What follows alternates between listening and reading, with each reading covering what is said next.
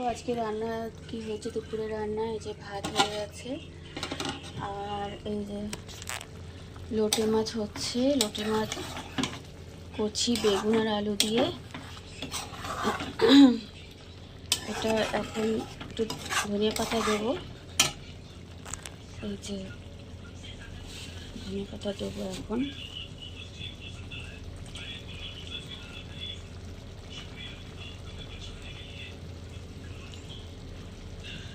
লোটে মাছ তো খুবই ভালো লাগে,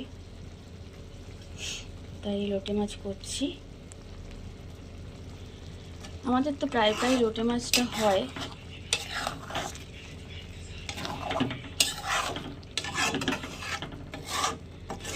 কেমন লাগছে কালারটা কিংবা রান্নাটা কেমন হচ্ছে লাগছে।